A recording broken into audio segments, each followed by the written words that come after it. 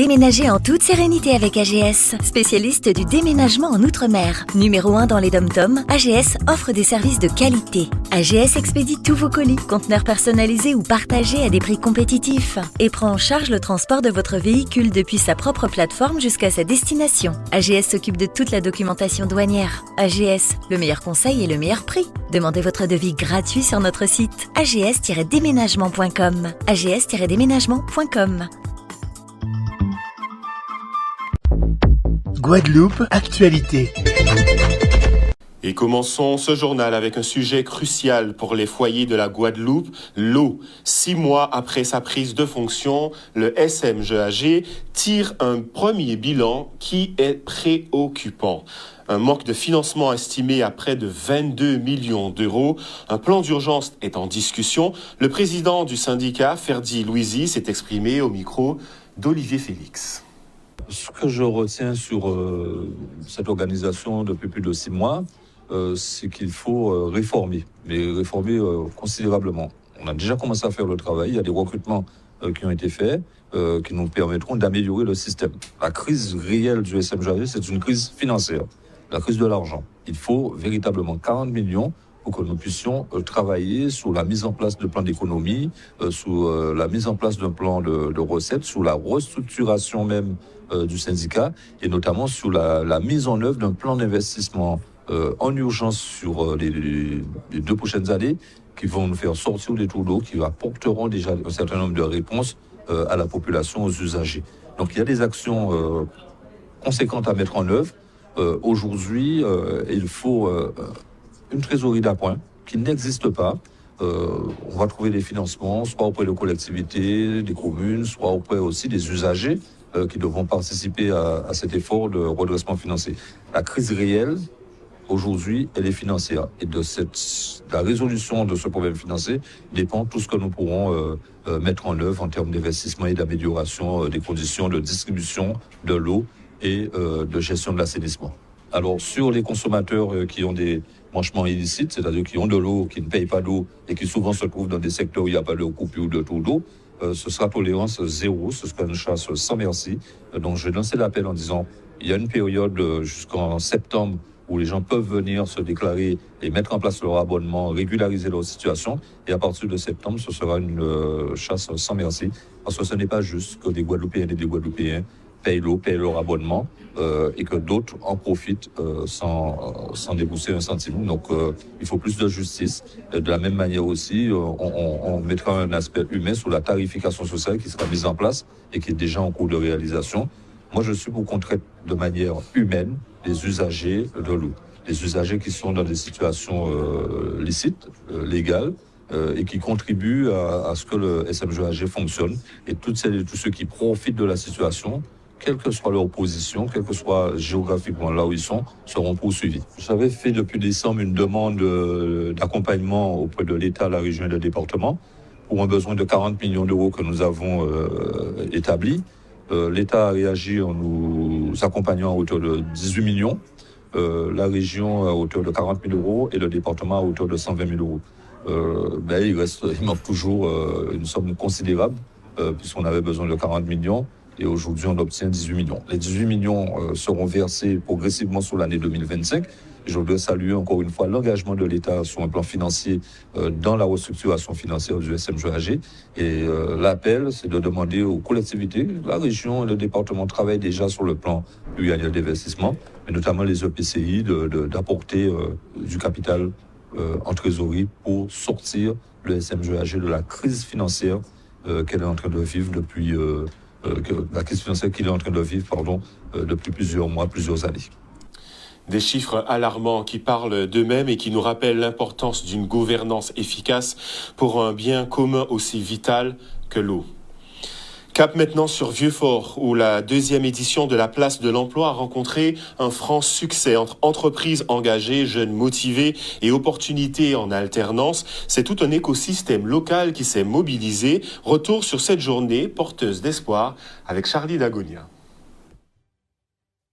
C'est un événement qui a déjà eu lieu dans la Grande Terre, au niveau de la Grande Terre, et puis nous avons tenu à ce que cet événement-là aussi puisse être organisé sur la Basse-Terre, et en particulier sur le Grand Sud Caraïbe, pour que ce secteur-là ne soit pas oublié au niveau de l'emploi. C'est un sujet qui est important, qui a déjà pris naissance pour l'organisation lors du dernier congrès des maires avec France Emploi au plan national et qui donc a abouti à ce que nous fassions cette belle manifestation qui était précédée d'ailleurs d'une réunion préparatoire aussi il y a de cela 3 mois pour véritablement donner à l'emploi sa véritable dimension, son importance, surtout sur les jeunes actuellement. Donc c'était important pour nous de le réaliser. Alors c'est une belle opération, bien réalisée, bien coordonnée avec France Travail. On a beaucoup de partenaires.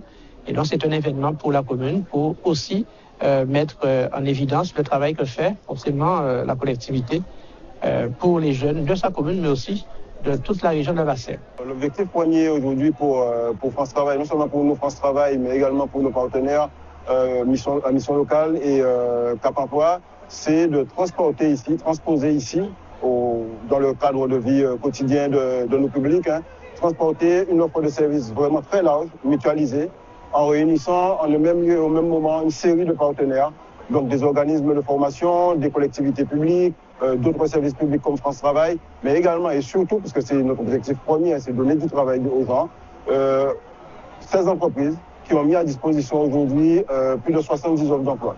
Les jeunes sont déjà identifiés, puisque ce sont des jeunes qui sont en dispositif d'accompagnement, CEJ ou PACA, donc le contrat d'engagement jeune, le PACA, le parcours d'accompagnement contractualisé vers l'emploi et l'autonomie.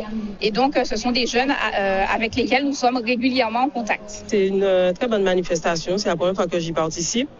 Et j'ai pu faire un peu, j'ai pas encore fait le tour des stands, parce que je suis arrivée à 10h. Mais je me suis dirigée vers le stand du Greta et je suis tombée à la bonne porte parce que je cherchais une formation en secrétariat. Et effectivement, ils le font sur Baïf parce que c'est difficile pour les gens de Basse-Terre de monter sur Pointe-à-Pitre, de faire les allers-retours parfois. Et j'ai des enfants aussi qui sont à l'école. Donc, elle m'a donné toutes les infos que j'avais besoin et puis je verrai par la suite ce que ça donne. Un très beau signal pour la jeunesse guadeloupéenne. L'emploi local est un levier de confiance et de cohésion. Autre initiative porteuse, le CCAS du Gosier a lancé une opération de proximité baptisée Bocase. L'objectif, aller directement au contact des habitants isolés, âgés ou vulnérables pour leur présenter les services sociaux disponibles. Une belle manière de redonner de la chaleur humaine à l'action sociale. Regardons tout de suite ce reportage signé Maxime Morel. On a mis en place cette action, la délocalisation du CCAS à Grand-Bois et dans les différents quartiers. Alors aujourd'hui, nous sommes spécialement à Grand-Bois. Alors nous venons à la rencontre des usagers qui ne peuvent pas se déplacer. Assez souvent, les personnes âgées, ils ne peuvent pas se déplacer. Et assez souvent, il y a les enfants qui nous appellent au téléphone, qui nous expliquent la situation des parents. Alors on leur donne des renseignements. Et là, c'est qu'on a fait la délocalisation. Alors les personnes, ils viennent, on leur donne des informations. On peut même les aider à remplir leur dossier sur place parce qu'on vient avec des dossiers. C'est une très bonne action parce que les enfants, les petits-enfants ne peuvent pas les accompagner. Alors pour eux, c'est très important de venir à leur rencontre. Tout ce qu'il y a comme aide au niveau du CCS pour les personnes âgées, des aides facultatives, il y a le portage de repas, mais c'est pour les personnes isolées. Des personnes isolées, alors on a mis en place le portage de repas, c'est livré à domicile. Il y a aussi, pour les personnes âgées, on fait des ateliers. Il y a l'atelier, il y a du tai chi, il y a pas mal d'ateliers. Au niveau du CCS aussi pour les personnes âgées. Il y a l'atelier téléphonie mobile. Il y a des trucs qu'on met en place pour eux. On était à Pliane il y a le mois dernier. Et là, on a reçu pas mal de familles qui ne savaient pas qu'ils avaient droit à ces aides-là. Et là, ils sont venus, on leur a fait leur dossier. Ils sont très satisfaits. Et prenons maintenant la direction de Vieux Habitants pour découvrir 2 projets innovants soutenus par l'ancien établissement public foncier devenu Terre Caraïbe. D'un côté, un food park en projet sur la plage de Simao et de l'autre, une épicerie solidaire portée par l'association alternative 119. Des initiatives concrètes qui allient insertion, économie locale et bien-être. C'est Charlie Dagonia qui était sur place pour Canal 10. On a été élu pour un projet social de territoire. On a été élu pour accompagner les acteurs économiques. Donc, on a signé 2 projets grâce à Terre Caraïbe, ancien établissement public EPF, Terre Caraïbe, qui nous a accompagnés sur le foncier, la partie juridique, la partie technique pour le foncier. et puis un acteur économique sur la plage Simao. Donc, et là, c'est un projet de développement économique. Et sur la route de Beau-Soleil, où il y avait l'ancienne maison de l'ONF, qu'on avait fait l'acquisition grâce à Terre Caraïbes. Et là, dans le cadre aussi de Baya Construction, on a passé donc à l'association Alternative 119, sur une dimension sociale, parce que c'est une association qui fait un excellent travail avec les habitants, voire plus qu'avec les habitants, c'est là, quasiment en Guadeloupe et particulièrement en Sud-Basse-Terre, d'accompagnement social pour des publics en grande précarité, des publics vulnérables, pour des prix solidaires. Aujourd'hui, l'endroit où ils sont, c'est trop petit, pour des questions de mobilité qu'elle a bien exposées, d'accès à ces espaces. Donc, on a signé un bail à construction avec l'association. Un très beau projet pour les problématiques humaines qu'on a sur le territoire de vieux habitants. Donc, merci aux différents acteurs de la vie sociale, acteurs de la vie économique et Terre Caraïbes pour ce beau projet à vieux habitants. Terre Caraïbes, comme vous le savez, nous travaillons en transversal avec l'ensemble des collectivités. Nous sommes leur outil en tout cas. Et là, aujourd'hui, nous venons de signer, moi en tant que président, donc j'étais considéré comme l'officier public pour permettre la signature de 2 bails à construction sur 2 projets différents, un projet économique et un projet social, sur la commune de vieux habitants. Bien sûr, vous avez la présence du maire. Donc voilà un petit peu l'action que nous avons fait précisément aujourd'hui. C'est parti sur l'idée de pouvoir dynamiser le territoire et de pouvoir apporter un point d'émulsion, un point de convergence pour pouvoir dynamiser le tourisme, allier le culinaire et surtout un lieu de divertissement. On a pu constater que le territoire Basse-Terre manquait d'émulsion. Vieux habitants a une richesse encore à offrir et offre une plage de renom. Simao, historiquement parlant, est une plage très connue. Il n'y a pas que les rivières de vieux habitants, il y a aussi la plage de vieux habitants. Donc tout s'y prêtait pour pouvoir déposer le premier food park de Guadeloupe. De l'émotion, parce que ça montre qu'on a avancé, qu'on n'a pas stagné. On a avancé dans toutes les difficultés qu'on a rencontrées, on a avancé quand même. Et puis, ça me permet d'être satisfaite du fait que on va mettre en place une structure qui va aider les personnes vraiment. C'est-à-dire, on pourra les recevoir, on pourra mettre à leur disposition des produits qu'on hésitait à mettre dans le petit local. Et pour moi, c'est parfait pour eux. Et sans transition, c'est une situation tendue qui a poussé les enseignants du jardin d'essai à faire valoir leur droit de retrait. En cause des menaces formulées par un élève contre un professeur, les syndicats demandent une réponse judiciaire. Regardons tout de suite le reportage. Un élève a commis des menaces sur les réseaux sociaux à l'encontre d'un collègue en des termes non ambigus. Et donc, nous ne voulons pas laisser passer cela parce que depuis le début de l'année, nous avons un certain nombre d'incivilités, des incivilités relativement exceptionnelles pour le lycée Jardin d'Essai qui était connu pour être un lycée calme. Nous avons déjà fait près de 5 conseils de discipline cette année. Et donc, face à ces menaces de mort, clairement dit, et l'élève lui-même a reconnu devant le prof qu'il était à l'origine de ces menaces. Nous avons décidé de nous mobiliser, donc pas de cours aujourd'hui, pas de conseil de classe ce soir et pas de cours non plus lundi.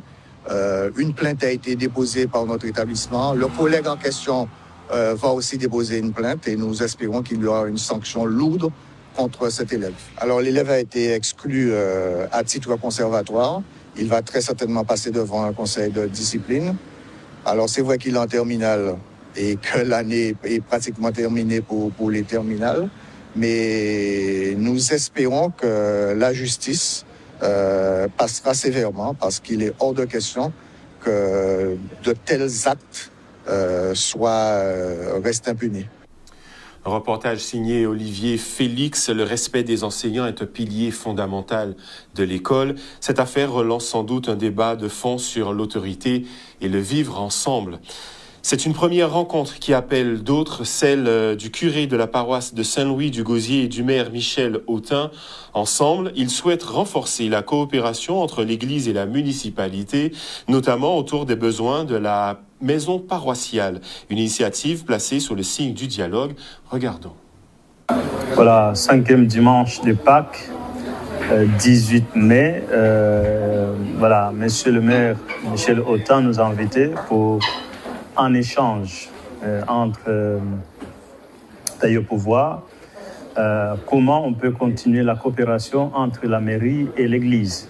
Je dirais même ça s'est passé très bien parce qu'elle nous propose aussi de nous aider, de nous accompagner dans les travaux de la maison paroissiale.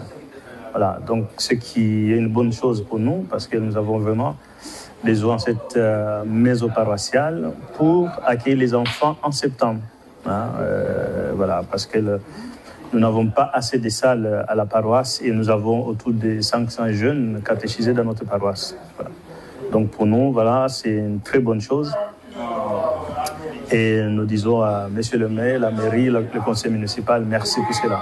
C'était une rencontre entre la paroisse de la ville et qu'on puisse voir comment on peut les accompagner dans certains travaux, les travaux du clocher, l'église, la salle paroissiale, la démolition, et il y a la petite salle paroissiale qu'on puisse rénover parce que comme ils ont pas mal de jeunes et ils n'ont plus de local pour les recevoir et voir comment on va faire pour les aider à avancer dans leur réunion. Mais avec la municipalité, on sera là avec eux pour les accompagner. Et un mot d'environnement maintenant. Après 6 années de travail, le projet Life Adapt Island tire sa révérence avec succès. Protéger les coraux, les herbiers marins, restaurer la mangrove, autant de défis environnementaux relevés grâce à des protocoles rigoureux. Faisons tout de suite le bilan et les perspectives avec Solène Fèvre. Le projet Life Adapt Island est un projet qui a débuté en 2019, qui avait pour objectif d'expérimenter sur le territoire guadeloupéen des solutions fondées sur la nature, axées sur nos écosystèmes côtiers et littoraux, les coraux, les herbiers marins et les mangroves. Au bout de 6 ans, mais écoutez, on est très très satisfait parce qu'on a eu de belles réussites, des échecs aussi, il y a des choses qui n'ont pas fonctionné, mais on arrive aujourd'hui à avoir des protocoles éprouvés, que l'on a partagé avec certains collaborateurs disséminés dans la Caraïbe. Et on a de belles perspectives de réplication à l'échelle du territoire, mais aussi au-delà. C'est un projet magnifique qui nous a permis de préserver les coraux, enfin de planter les coraux et les herbiers, et surtout de récupérer la mangrove qui avait été comblée par les VHU et autres choses, et qui fait qu'aujourd'hui, les herbiers ont repoussé et nous sommes très satisfaits du projet. Il y a 3 faits marquants pour moi que l'on peut retenir de ce projet. D'abord, la mise en place d'une pépinière de coraux dans laquelle on trouve des boutures résistantes au blanchissement, ce qui est un succès phénoménal. On a aussi mis en place des écomouillages qui ont la double particularité finalement à la fois de protéger les herbiers marins en limitant les ancres sur ce milieu-là, mais aussi en offrant un abri à certaines espèces. Et puis enfin, sur la mangrove, on a également mis en place une pépinière à ciel ouvert dans notre circonscription de Jarry, en plein cœur d'une zone industrielle, ce qui est aussi quelque chose d'assez original. Moi, quand je venais en vacances avec mes parents, je ramassais des coquillages. Et puis quand je suis revenue m'installer en Guadeloupe, je ramassais des ordures. Et maintenant, il faudrait qu'on arrête cela aussi.